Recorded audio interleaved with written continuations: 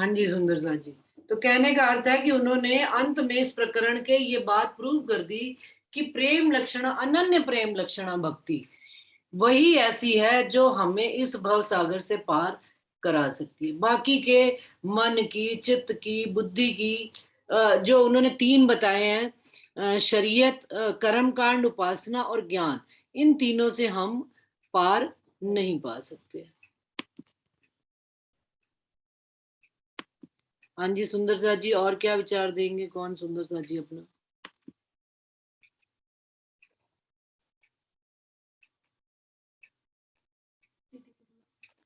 भावना जी, भावना जैन।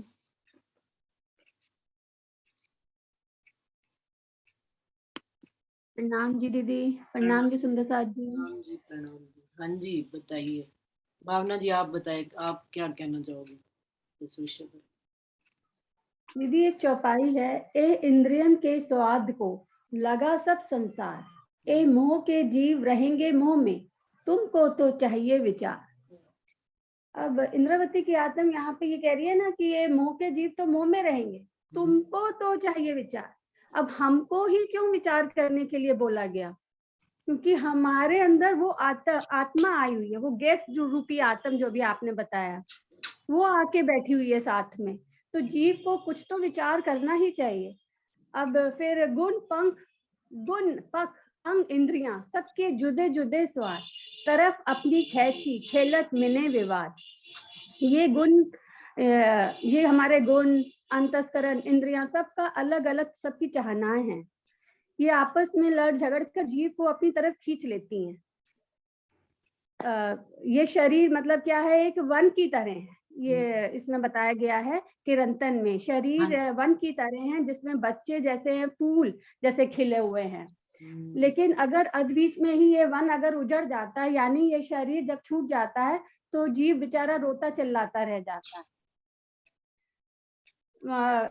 तो हमें क्या करना है? तो हमें इसमें मोहित नहीं होना है।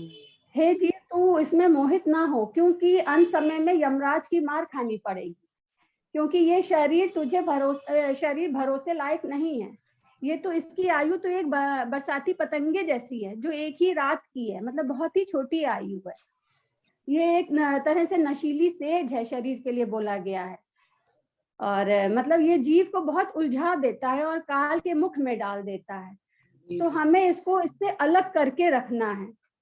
तो मतलब शरीर और जीव का सब वार्तालाप हो रही है, और मेन कह रहे हैं कि शरीर और इसके गुण अंग इंद्रियन जो है, इसके चक्कर में फंस जाने से ही हमें बहुत दुख उठाने पड़ते हैं। तो फिर एक चौपाई आती है कि जैसे, रे जीव जीव तुम्हें लागी दाज मुझ बिछड़ते, पर मैं खाक हुई तुम दिन। तुम्हें तो दाज लगी कि बहुत दुख हुए कि निकल गए तुम, लेकिन मैं तो तुम तो चेतन तत्व, तुम्हारे निकलते ही मैं तो खाक ही हो गई। तो मोही से न्यारे भय मोहे राखी नहीं किन खिन, मुझे किसी ने भी नहीं रखा। तुम तो चेतन हो। मैं, जो बच्चे मेरी इतनी सेवा करते थे, मेरी मतलब एक मतलब रेशा टूट जाए, कहने का मतलब एक बाल टूट जाए, उसके दुख होने से उनको इतना दुखी होना पड़ता था। तो मुझे तो तुम्हारे निकलते ही ये मेरे इतने दुश्मन हो गए कि मुझे यमराज के हाथों दे दिया। तो अब फिर वो मतलब आगे फिर बता रहे हैं कि ए अवसर क्यों भूलिए। अब हम ये अवसर, जब मुझे ये शरीर मिला तो हमें ये अवसर हमें नहीं भूलना है। जित पाइए सुख अखंड, इसी शरीर से ही हमें वो सुख, वहां के अखंड सुख मिलेंगे। मतलब हमें, मतलब ये जो मनुष्य तन मिला है बहुत क्षणिक मात्र के लिए ही मिला है। तो हमें अपने गुण अंग इंद्रियों को जो माया से हटाकर हमें उस पार ब्रह्मा की तरफ लगाना है। क्योंकि ये माया ते अति बलवंती है, रास की भी एक चौपाई आती है, माया ते अति बलवंती उपनी छे मूल धनी थकी, कि अब उत्पन्न हुई है हमारे धनी के हुक्म से उत्पन्न हुई है, तो उतनी ही जोरावर है ये भी। तो हमारे गुण अंग इंद्रिय जो यहाँ आके हमें मिले हैं, शरीर में जो मिले हैं, मन चित्त बुद्धि अहंकार, ये सब माया की तरफ ही खींच लेते हैं, मतलब जीव को खींच रहे हैं ये।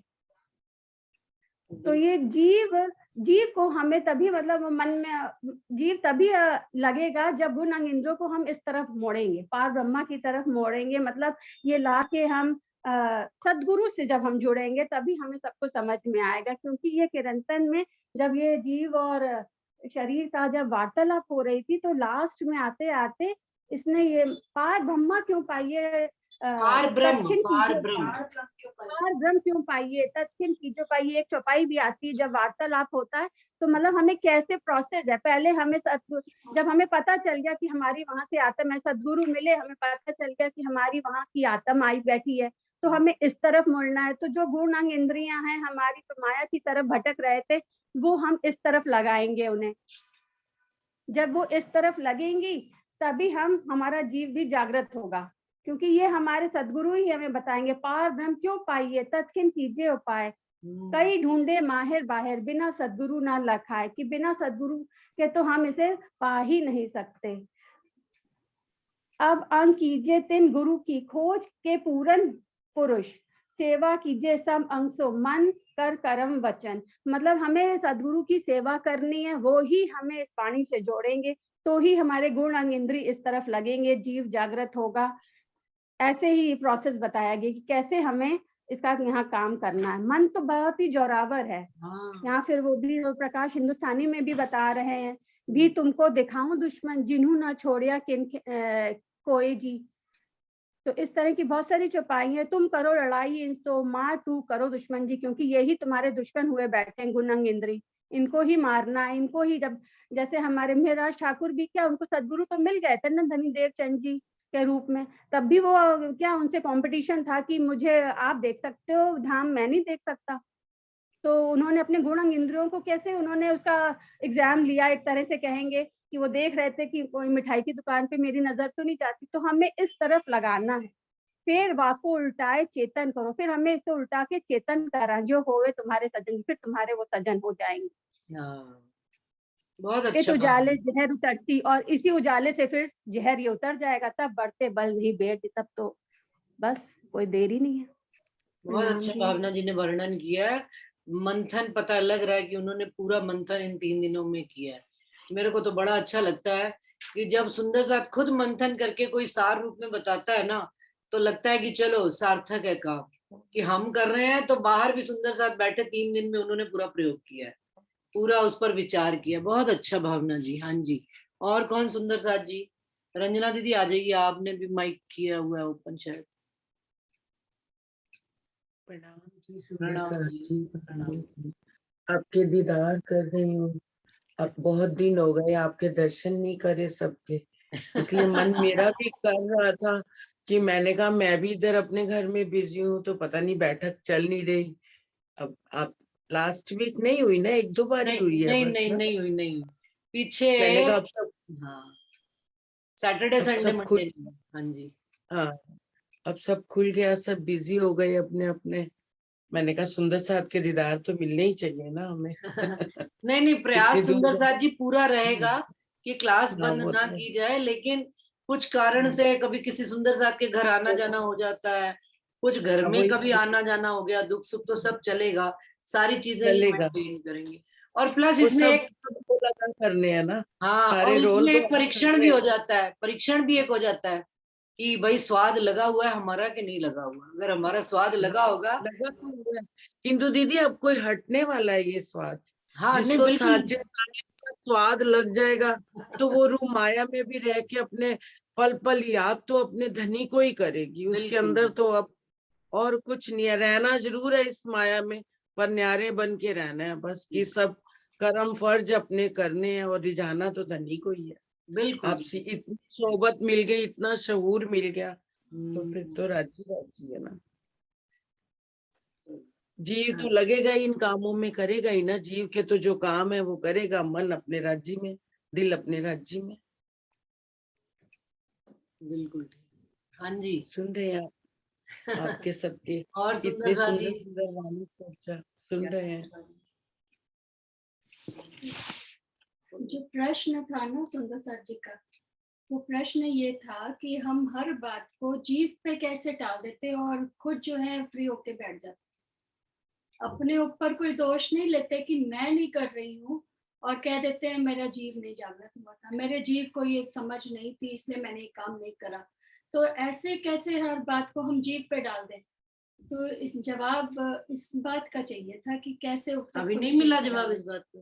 गुणांग इंद्रियां ही फंसाती हैं, तो करना तो शरीर को ही है ना, काम तो तन ही करेगा। हम जीव पे डाल दें कि मेरा जीव जागृत नहीं है, तो जीव जागृत क्यों नहीं है? क्योंकि गुणांग इंद्रिय उधर फिर नहीं रहे। हमारा मन उतना जोरावर होकर इस राह पे चलने के लिए तैयार नहीं हो रहा है। तो क्यों नहीं हो रहा है? क्यों? क्योंकि जीव जागृत नहीं जीव है। जागृत नहीं है, वही तो। अब हर बात को हम जीव पे डाल दें, तो हम ऐसा क्या करें जो हमारा जीव जागृत हो? जागे नहीं जीव तो पिलाइए वाणी, वाणी का मंथन कीजिए, और आपके अंदर जब इसका स्वाद, और फिर उन्होंने कह दिया 3 चीजें छोड़कर चौथी चीज इसके साथ आवश्यक है। चौथी चीज क्या? कि प्रेम होना। आप केवल ज्ञान से केवल ले रहे हो बातें तो बड़ी बड़ी कर ली, और व्यवहार में हमारे प्रेम है ही नहीं, लक्षण में हमारे प्रेम है ही नहीं।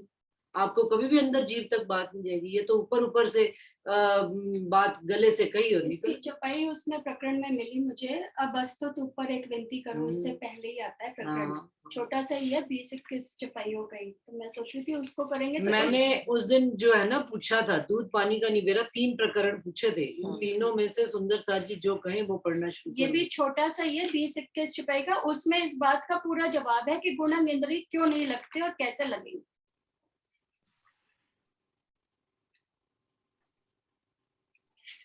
इससे पहले लक्ष्मी जी के दृष्टांत से भी पहले ही आएगा। मुझे तो ऐसा लगता है ऐसे बच्चे होते हैं ना, पढ़ते नहीं है, तो पहले माँ बाप प्यार से समझाते हैं। तो जीत की फर्स्ट स्टेज है ना, उसको प्यार से हर जगह से मिलता है। अब बस तो जब पहले समझता हूँ सर या उससे कोई वो होते हैं ना, जब दुख भारी हो जाता है तो वो ढूंढता है सुख कहाँ है। जब सुख को ढूंढने निकलता है तो जीव जागृत दोबारा से ये लाइन गए कितना हमने सोच किया, लेकिन मन तरफ नहीं हो पा रहा था कि कुछ कमी है। बाकी बोलो। बोलो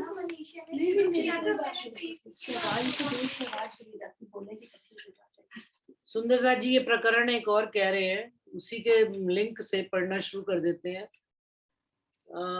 प्रकरण संख्या है 24, अंतिम चौपाई पढ़ देती हूँ। प्रकरण 23 की। कहे इंद्रावती अति उछरंगे, फोड़ ब्रह्मांड करूं रोशन, सीधी राह दिखाऊं जाहिर, जो साथ सुखे आवे वतन। इंद्रावती जी कह रही है, अति उछरंग में जोश में भरकर कह रही है कि इस ब्रह्मांड को फोड़कर रोशनी इतनी इस ज्ञान की कर दूं और सीधी राह दिखाऊं जाहिर, जो आज दिन तक इस 14 लोक से पार की सड़क ही नहीं बनी है, क्या पर डंडी ही नहीं किसी ने बनाई।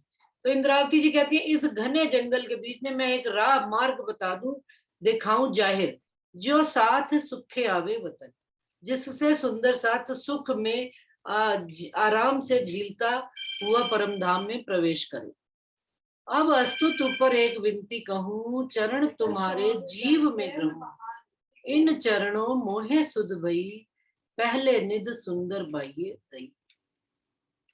इससे पहले सुंदर साथ जी एक बात और भी बता देती हूँ कि एक धनुर्धारी जो होता है, अगर वो निशाना कोई साधने लगता है, तो निशाना साधने के लिए उसको उसने तीर चढ़ाया और सामने उसने देखा कि मुझे सामने निशाना लगाना है, तो निशाना भी जो सामने वाला, अगर वो चीज भी हिल रही है तो निशाना नहीं लग सकता, पहले उसको भी रोक कर स्थिर किया जाता है। लेकिन उसके साथ साथ एक चीज और भी स्थिर की जाती है, वो क्या?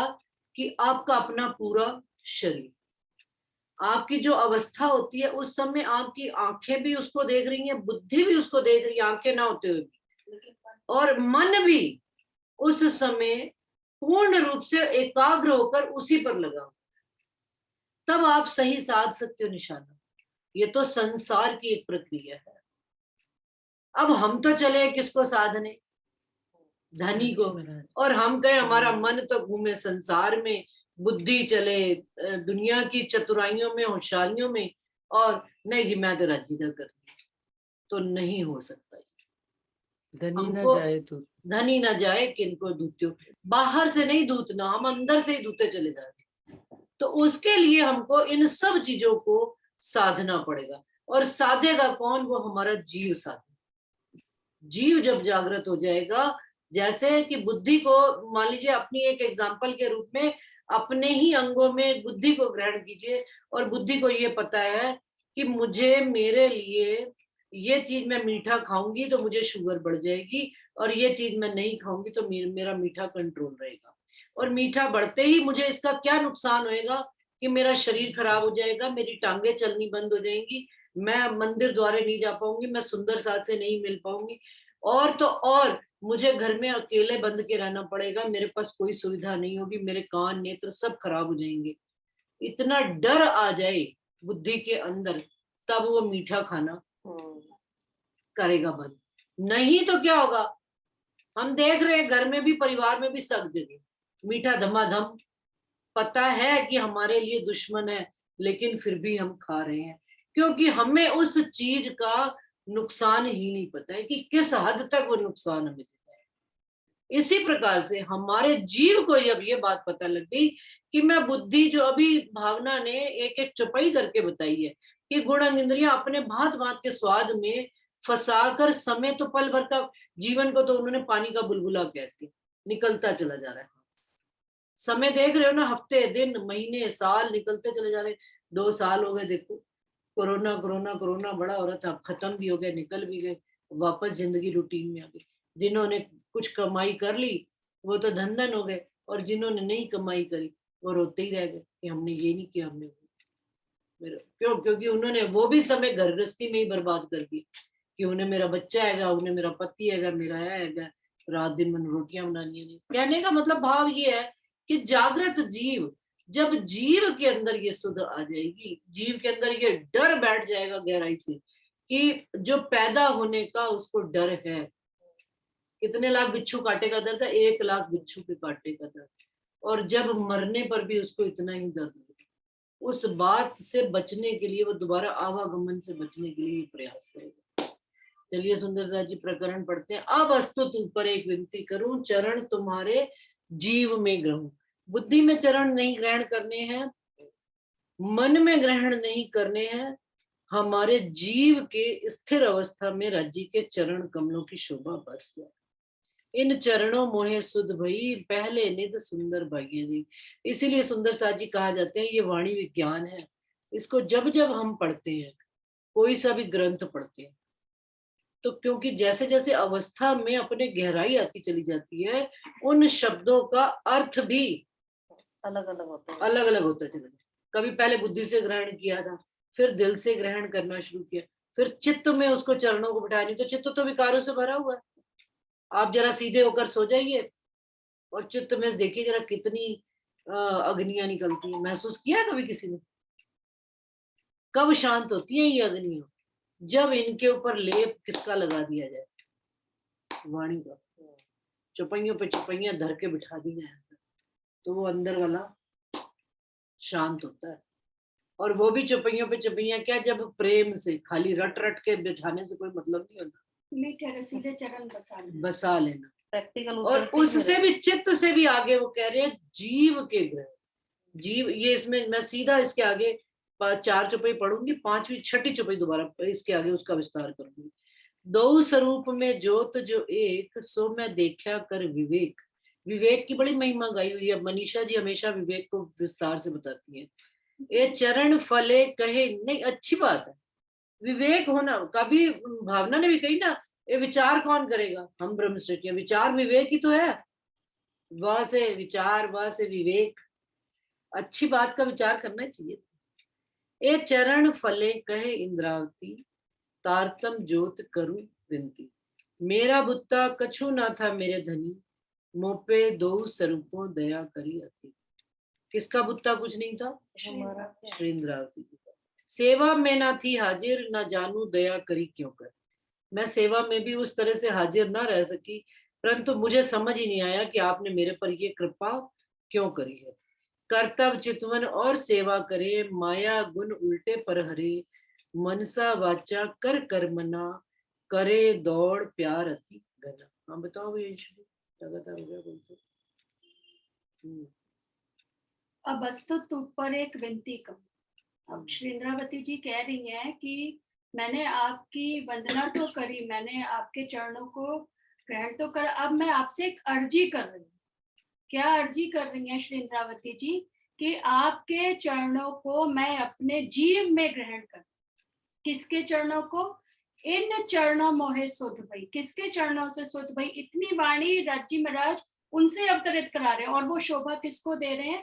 पहली निधि सुंदर बाई कि मुझे किसने दी ये निधि, अपने ऊपर नहीं ले रही है वो क्या कह रही है? मुझे ये निधि मेरे सतगुरु महाराज ने दी है। सारी वाणी उनके मुखारबिंद से पहली बार इस ब्रह्मांड में अवतरित हो रही है, फिर भी वो अपने सिर पे शोभा नहीं ले रही। वो क्या कह रही है कि राज है, ये निधि किसने दी है? ये निधि मुझे किसने दी है? मेरे सतगुरु महाराज ने, मेरे हादी ने, सुंदर बाई के चरणों की कृपा से मुझे ये निधि मिली। और ये निधि किस कारण से मिली? क्योंकि इंद्रावती जी की आत्मा है अंदर। पर अब वो ऊपर से क्या कह रहे हैं कि अब इस निधि को, आपके चरण कमलों को मैं मेरे जीव में धारण कर लूं। ये अर्जी कर रही हूं मैं आपसे कि वो चरण कमल, मेरे सतगुरु महाराज के चरण कमल मैं मेरे जीव में भी धारण कर लूं। ये मैं आपसे विनती करती हूँ। दो, आप बोलो बात क्या? नहीं, चलो अभी तुम बात कर लो। दो स्वरूप में ज्योत जो एक, क्यों? क्योंकि अब उनको ये बात समझ में आ गई कि दोनों स्वरूप कौन से हो गए? एक तो सुंदरबाई जी के, सतगुरु महाराज के चरण कमल हो गए, और दूसरा मूल स्वरूप राजी महाराज। दोनों में उन्होंने देख लिया कि कुछ अंतर है ही नहीं, कि दोनों स्वरूपों में एक ही ज्योत है। जैसे कल सागर का भी घर पे पढ़ रहे थे, मंथन कर रहे थे, तो उसमें ये समझ आ रहा था कि नूर सागर में जब हम आते हैं, सतगुरु महाराज के राज्य के हकीकत के स्वरूप के शरण में जब हम आते हैं, तो रूह की शोभा में पहुंचते हैं, दूसरे सागर में, नीर में। और नीर में आने के बाद पता चलता है कि हमारी शोभा क्या है? हमारे तो धनी से एक दिली है। तीसरे सागर में आ गए, खीर सागर में। तो जब एक दिली है तो फिर कहाँ है राज्य? हमें दिखते क्यों नहीं है? फिर रूह इस विरह में आती है। तो जब ये विरह आता है तो फिर रूह चाहे कि अपने आप वो चौथे सागर में चली जाए, दधी सागर में राज्य के स्वरूप श्रृंगार का वर्णन कर ले, तो नहीं करती। फिर रूह को कहाँ वापस आना पड़ता है? नूर सागर में ही आना पड़ता है। बिना नूर सागर के चौथे सागर में रूह नहीं जाती। 1 2 3 मिलेगा तो चौथे का सुख आएगा। तो यही बात वो यहाँ पे कह रहे हैं कि बिना मेरे हादी सतगुरु महाराज के चरण कमल के, जब तक उनको मैंने मेरे जीव में, आत्म में तो है ही, आत्म का दिल तो अर्श है ही है। कहते हैं ना, अर्श तुम्हारा मेरा दिल है, तुम आए करो आराम। तो पूरा 12,000 का ही दिल राज्य ने अर्श करा है। तो फिर हमारे नेत्र क्यों नहीं खुल रहे? क्यों हमारे कान उस वाणी को ग्रहण नहीं कर पा रहे? क्यों हमारे गुणांगेंद्रिक नहीं इस तरफ फिर पा रहे? क्यों? क्योंकि हमारे हादी के चरण कमल अभी हमारे जीव के हृदय में नहीं बसे। ये इसमें वो प्रकरण में बात बता रहे हैं कि आपके सतगुरु महाराज के, सुंदर बाई जी के चरण कमल को मैं अपने जीव के हृदय में धारण करूं। सुंदर बाई को भेजा, राजी महाराज ने भेजी है धनिया आवेश देके। प्रकाश हिंदुस्तानी में पहले ही उन्होंने पहले प्रकरण में बता दिया कि सुंदर बाई जी को मैंने, श्यामा महारानी जी को, सतगुरु महाराज को, हम रूहों को जागृत करने के लिए इस ब्रह्मांड में भेजा है। उनके चरणों की कृपा से जब वो चरण कमल जीव में आएंगे, हमारे बसेंगे, तब गुणांगेंद्री उधर फिरेंगे। अब दोनों स्वरूपों में कह रहे हैं एक ही ज्योत है, कोई अंतर नहीं है। चौथे सागर में जाना है तो पहले सागर को तो लेना ही पड़ेगा। नूर सागर में वापस मुड़ के रूपो विरह में आएगी तो फिर से पहले सागर को ही आके अर्जी करनी है। वही ये अर्जी यहाँ पे करे कि अब मुझे आप आगे का दीदार करें। दो स्वरूप में जो एक, सो मैं देखिया करके विवेक की। दोनों जब विचार करा तो हादी के चरणों में या हक के चरण कमल में कुछ अंतर ही नहीं है। राज्य को ले लो या श्यामा जी को ले लो, दोनों में कोई अंतर ही नहीं है। और वो कह रही इतनी कृपा आपकी मेरे ऊपर हुई कि आपने स्वयं आकर मेरे को सारी बात समझाई। मेरा बुत्ता तो कुछ था ही नहीं, हम तो क्या है, हम तो कुछ है ही नहीं। आके राज्य ने ही तो हमारा हाथ थामा, सतगुरु महाराज ने ही तो हमें पकड़ा, उन्होंने ही हमको राज्य की सुध दी है। नहीं तो हम तो कभी, हमने कोई सेवा का सोचा ही नहीं कि सेवा क्या होती है। माया का ही सोचा है, घर परिवार की सेवा की ही सोच थी हमारी तो। पर ये भी एक बीज कहाँ से डला, ये भी उन्होंने ही अंदर डाला तो आया। तो मेरा बुत्ता कछु ना था मेरे धनी, मोह पे 2 स्वरूपों दया करी अति घन। दोनों स्वरूपों ने, श्यामा महारानी जी ने और राज्य महाराज की मेहर से ही मेरे अंदर अब ये बात आई है कि मुझे राज्य को कैसे रिझाना है, मुझे उनके सुखों को कैसे लेना है। कर्तव्य चितवनी और सेवा करे, माया गुण उल्टे पर हरे। अब हमें माया के गुणों को उल्टा फिराना है, यहाँ रहते हुए उन गुणों को राज्य की तरफ फिराना है, निकालना कुछ भी नहीं अपने अंदर से।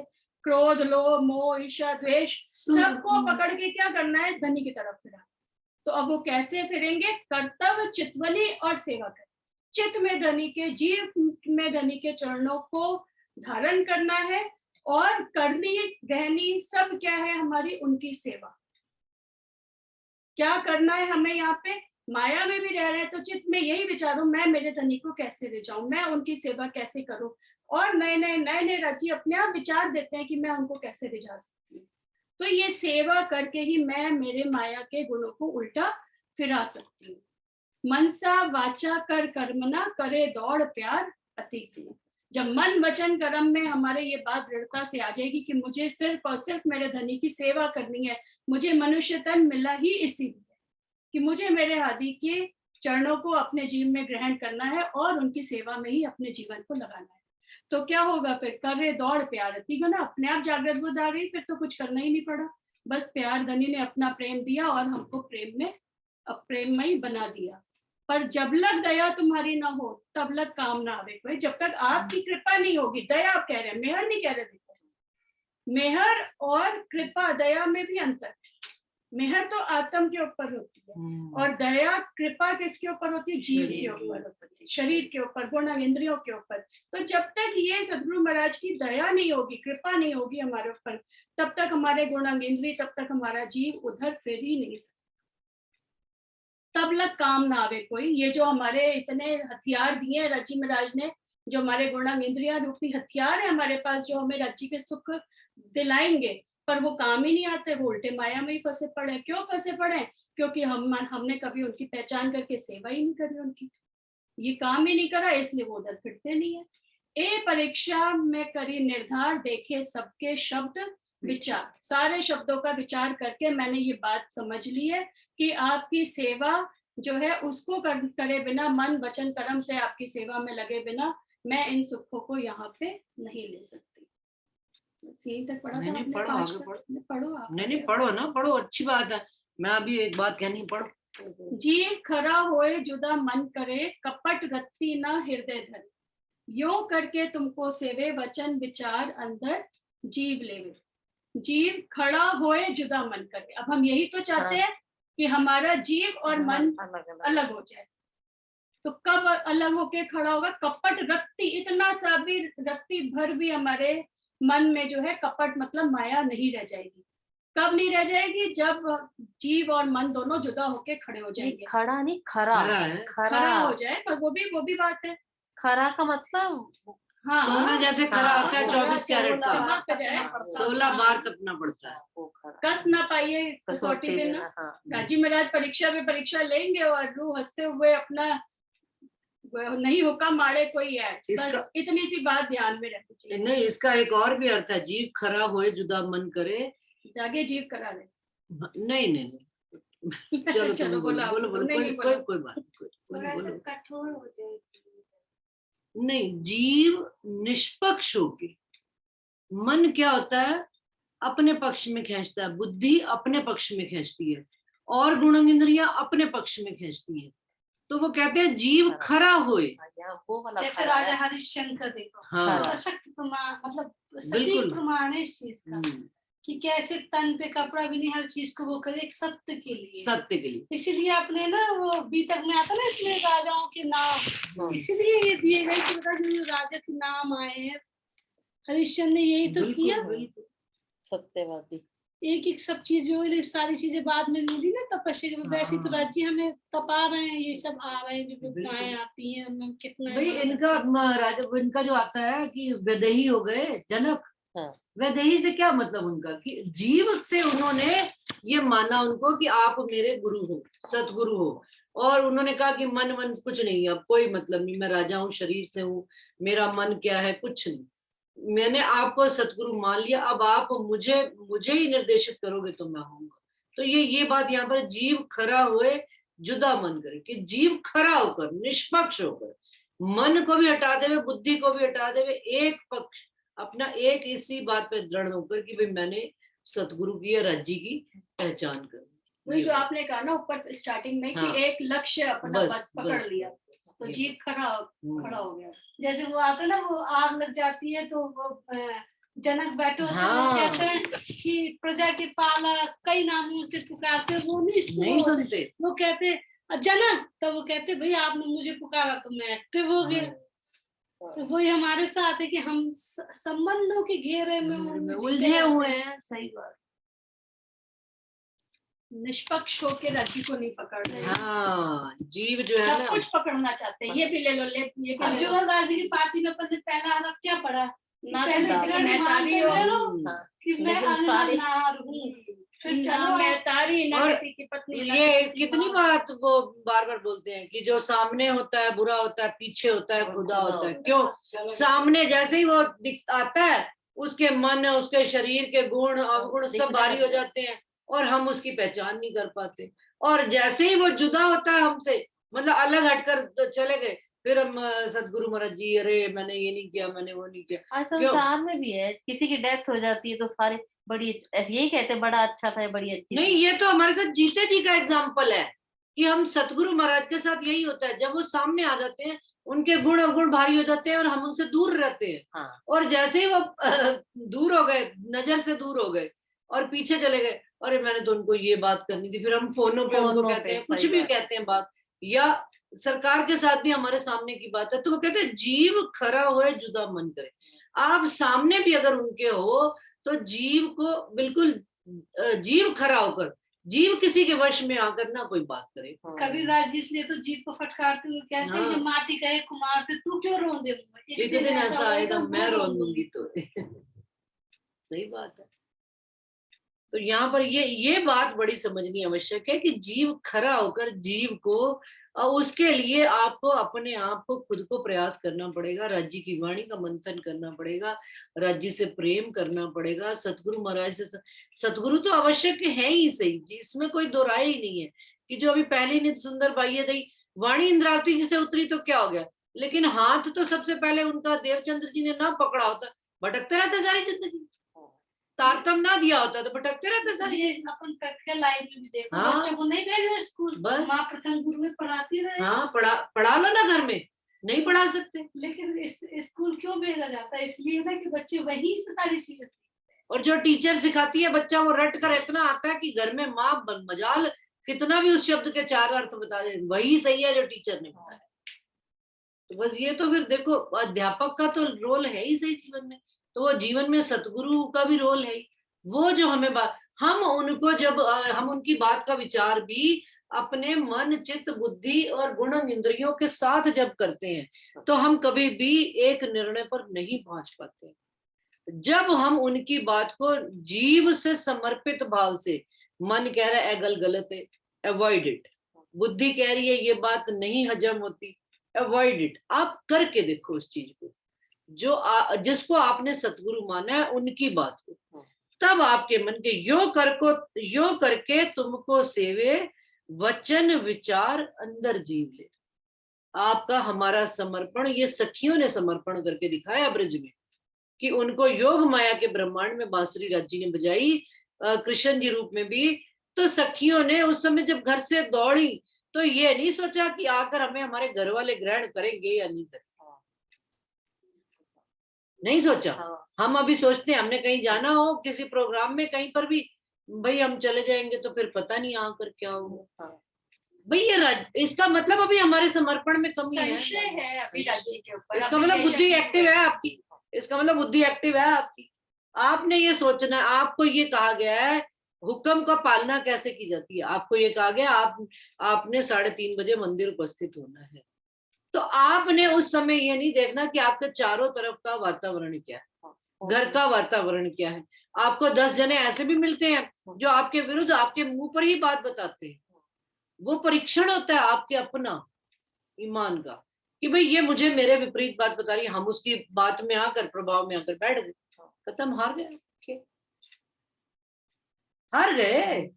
और आपका जीव दृढ़ है, ठीक है, होगी तो होगी, निंदा भी होगी तो चलेगी, अरे क्या हो गया, सामने फेस करेगी ना जो चीज, जाना है तो जाना ही है। क्यों? क्योंकि उसके बदले में हमको सिर बदले अगर धनी मिले तो सौदा सस्ता है। क्यों? क्योंकि धनी का स्वाद इतना अच्छा है कि बाकी के स्वाद अपने आप हल्के हो। ये यो करके तुमको सेवे वचन विचार अंदर। ये वचन जब हम विचार करेंगे तब हमारे जीव के अंदर ऑटोमेटिकली ही राज्य के चरण कमल स्थान बना ही लेंगे। मेहर क्यों बढ़ती चली जाती है? जब रूह उसको जीव जो है ग्रहण करता चला, बाकियों पे क्यों नहीं होती? ऐसा थोड़ा कि बाकियों पे नहीं हो, तो सभी पे बराबर की रही है भाई। सूर्य रोशनी तो बराबर की दे रहा है। एक बाहर बैठकर उसको सेकता है, उसकी हीट लेता है, ताप लेता है, तो उसका सुख पता है। अब कमरे में ही बैठे रहोगे, आपने उसकी हीट ही नहीं ली, मेरे को सर्दी लग रही है, सर्दी लग रही है, तो दोष आपका कि सूर्य का दोष? तो धनी की राह पर जब हम चल कर देखेंगे, उस बात पर व्यवहारिक रूप में आकर देखेंगे, तो देखिए दृढ़ता भी आएगी और जीव के अंदर चरण कमल भी धनी के आएंगी। है तो फिर दोष इसका मतलब जीव का नहीं है, दोष हमारी चाल में कमी का है, हमारी गुणन इंद्रियों का है जो हमें भटकाती का है। है, जो भटकाती है। बस मैं आ गया टाइम, इसमें 2 मिनट रह गए। सुंदर सा जी मीटिंग एंड हो आज रही से है। हम अपने जीव को दोष ना दें, हम अपनी चाल को दोष दें कि हम चल नहीं रहे, कि हमारे में कमी है, हम पहचान नहीं कर पा रहे हैं, हम समर्पित नहीं हो पा रहे हैं, हम सेवा में आगे नहीं हो पा रहे हैं, तो हमारे गुणांग इंद्रिय फिर नहीं रहे और फिर नहीं रहे, इसीलिए जीव कई बार जीव जागृत भी होता तो भी हम दीदी मन- दोबारा रिपीट कीजिए। अंशु दीदी अपनी बात को दोबारा रिपीट कीजिए कि जीव को दोष ना दे। जीव दोषी नहीं है, जीव हम है, हमारे गुणांग इंद्रिय जो हमको उस तरफ लगने नहीं दे रहे, हमारी चाल में कमी है। सब कुछ राज्य ने बता दिया और हम फिर भी, महाराज जी हमेशा कहते हैं कि सूरज तो निकला हुआ है, तुम कंबल ओढ़ के सोते रहो और कहो रोशनी होने दो, सुबह होने दो, सुबह होने दो, तो ऐसे थोड़ी चलेगा। उतार के कंबल फेंको और खड़े हो जाओ, इतनी देरी है। तो हम ये करनी में नहीं आ रहे हैं, हम चाल में नहीं आ पा रहे हैं और हम दोष दे देते हैं अपने जीव को। तो ये जीव का दोष नहीं है, ये हमारा दोष है कि हम जो है सब कुछ पता होने के बावजूद भी मन के आड़े अभी भी मन को हमने अपने ऊपर हावी कर रखा है, मन को हम फटकारते नहीं है। एक सुंदर साथ मुझे बताती है, वो शायद इस मीटिंग में भी होंगी, मैं नाम नहीं लूंगी उसका, पर वो कहती है जिस दिन मैं वाणी नहीं पढ़ती उस दिन मैं रात को अपने आप को 4 चाटे मार कर सोती हूँ मुंह पे, कि ये मेरी कमी है। राज्य ने मुझे कह दिया कि जो जीव का जागे तो पिलाइए वाणी, तो मैंने क्यों नहीं पढ़ी आज। तो मैं सोने से पहले 4-6 चाटे अपने मुंह पे खुद लगाती हूँ कि मेरे से आज ये गलती हुई है, कल नहीं होनी चाहिए। तो ये हमारी चाल में कमी है, ये राज्य को देने में कोई कमी नहीं है। और जीव को जागृत कैसे करना है उन्होंने तो बता दिया, हमने मंथन भी कर लिया, स्पष्ट शब्दों में उन्होंने सब कुछ लिख दिया, टीका भी मिल गया, फिर भी हम ना करें तो कमी हमारी है।